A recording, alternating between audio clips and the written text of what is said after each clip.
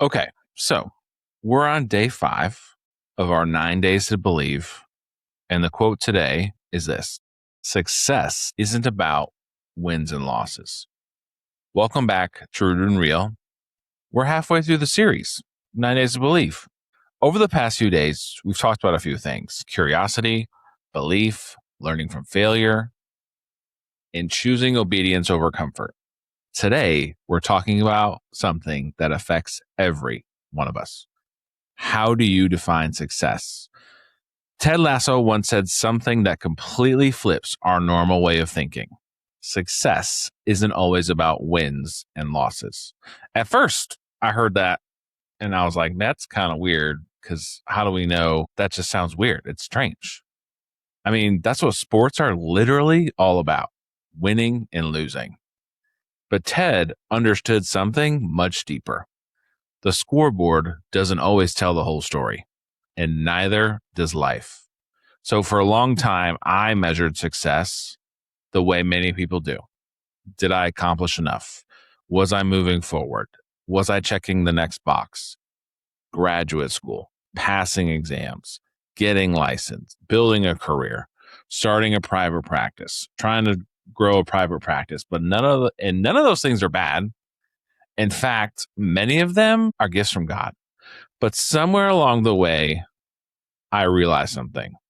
My identity rises and falls with my accomplishments. I'll never have peace if I believe that, because there will always be another goal. There will always be another milestone. There will always be another comparison, another mountain to climb. Achievement is a terrible foundation for identity. Psychologists talk about something called hedonic adaptation. It is our tendency to quickly adjust to success. The promotion that once felt exciting eventually becomes normal. The new house becomes ordinary. The accomplishment fades. Then we start chasing the next thing and the next thing. And that's why so many successful people feel so empty, because success can satisfy ambition, but it can't satisfy the soul. Purpose lasts much longer than performance will. So, what does the Bible say? So, one of my favorite verses found in Matthew 25, Jesus tells this parable. When the faithful servant returns, he doesn't say, "Well done, good and successful servant." He says, "Well done, good and faithful servant." Faithfulness, not fame, not influence, not wealth, not recognition, not the nice car, not the nice house. Faithfulness. God doesn't ask me to be the biggest counseling practice in Florida. He asks me to be faithful with the people he places in front of me. God doesn't ask me to have the largest podcast audience. He asks me to faithfully share the truth. The results belong to him. The obedience belongs to me. So one of the questions I get asked a lot is this: who taught you what success looks like? And sometimes, like, the answer is parents. Sometimes it's culture. Sometimes it's social media. Sometimes it's fear. But very few people have ever stopped to ask this: does my definition of success actually come from God? When our worth depends on achievement, failure feels devastating.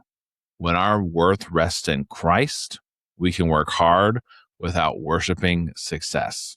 So, as I build this counseling thing, as I create these podcast episodes and I network and I meet with people, and as I dream about the future and think about where I'm going to be, I have to remind myself of this thing almost every freaking day. Success is not Success is not measured by downloads, views, followers, income. Like, don't get me wrong, those things matter. Those things matter and they're important and they're great, but they aren't the ultimate. If one person encounters hope, if one marriage begins to heal, if one father decides to become more present, if one person takes that first step towards counseling, that success is 100% worth celebrating, because eternity measures success differently than our worldly culture today. So this week, take a look at this. Ask yourself a couple of questions. What scorecard am I using to measure my life? If no one applauded me, would I still choose to be faithful? Where is God asking me to be obedient instead of impressive? Then pray this: God, help me seek your approval more than the approval of people. Teach me to value faithfulness over recognition and obedience over achievement. Let my life bring glory to you, whether anyone else notices or not. And we'll wrap up with this. Tomorrow, we're going to be tackling one of Ted Lasso's most honest quotes. The truth will set you free, but first, it'll tick you off. We'll talk about why healing often begins with uncomfortable honesty about ourselves, the relationships that we're in, and just our need for God's grace. Until then, don't measure your life by applause. Measure it by faithfulness, because one day, the only words that will truly matter are these: well done, good and faithful servant. I'm Keenan.